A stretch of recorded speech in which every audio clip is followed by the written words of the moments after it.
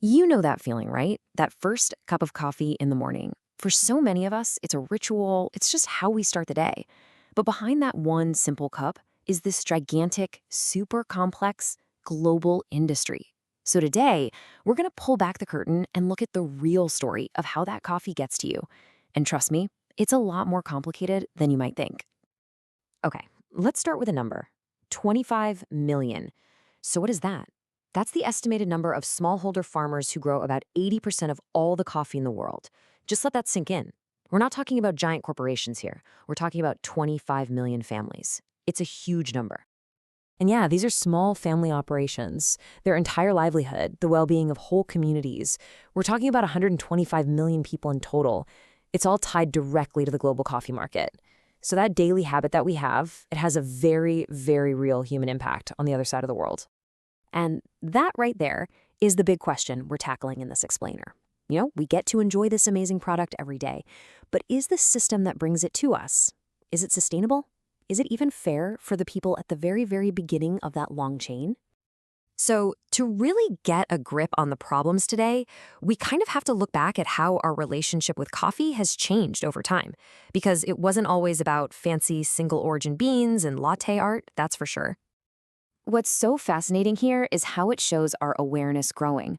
The first wave, that was just about coffee as fuel. Cheap, in a can, easy to get. Then came the second wave, with the rise of the big coffee chains. Suddenly we started caring about things like where the coffee came from and the whole social vibe of a coffee shop. But this third wave, that's where we are now. And this is where we, the consumers, started demanding the whole story.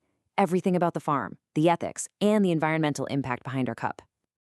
And all this new awareness, all these questions we started asking, well, it uncovered this really deep, kind of troubling contradiction that's right at the heart of the coffee industry. Yeah, researchers have a name for it. They call it the coffee paradox. See, on one side, you have us, in the middle of a coffee boom. We're spending more money than ever on specialty coffee, cafes are everywhere. But on the other side, in the countries growing the coffee, there's a coffee crisis going on.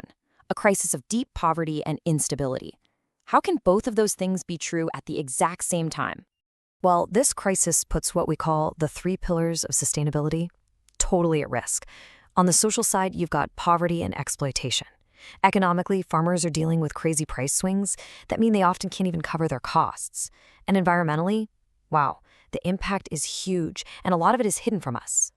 Let's just zoom in on one of those environmental things for a second: water. You might want to sit down for this. It takes an estimated 140 liters of water to produce one single, tiny, 125 milliliter cup of coffee. That is a massive water footprint, and that's just one piece of the puzzle.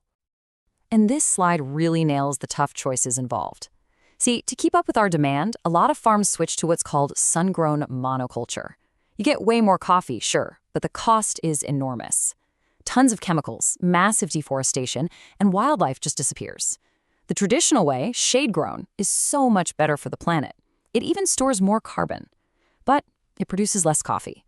It's a perfect example of the conflict between productivity and sustainability. So, with all these big, complicated problems, the market came up with what seems like a really simple answer: certifications. You know exactly what I'm talking about, those little logos and stickers you see on the coffee bags. The official name for these is Voluntary Sustainability Standards, or VSS. And what they are basically are these outside groups that come up with a set of rules for how a farm should operate, socially and environmentally.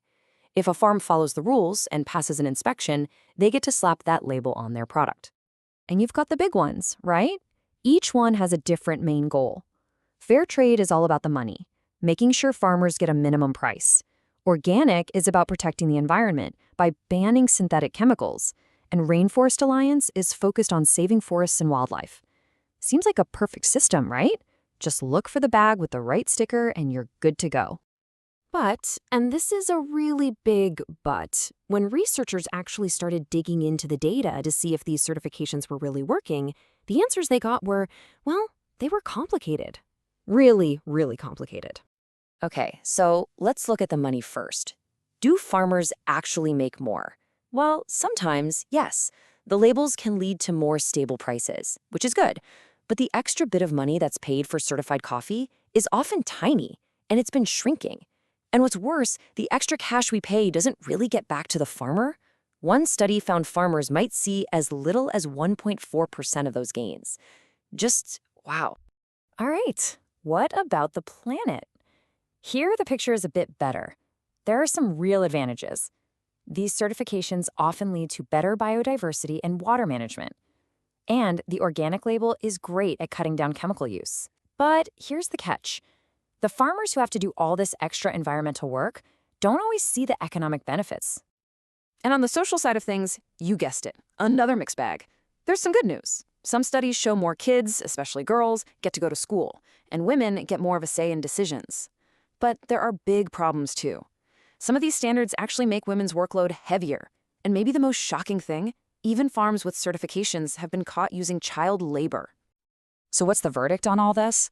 At the end of the day, it's pretty clear. Certification is not a silver bullet. There's no single sticker that can fix everything. Its actual impact on the ground changes wildly depending on where you are, who you're working with, and which label you're even talking about. Okay, so if the labels aren't the whole answer, then what is? If we want a truly sustainable coffee industry, where do we even go from here? And hey, don't just take my word for it. The researchers who compiled all this data, they say it pretty bluntly. We still have a very, very long way to go. The problem is baked into the system, which means the solution has to be systemic too. And this, right here, is what a real solution looks like. True sustainability isn't something you can just buy with a sticker. It's a shared responsibility.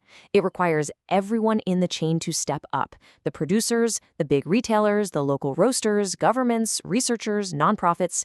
And yep, that includes us, the people actually drinking the coffee. So I'll leave you with this.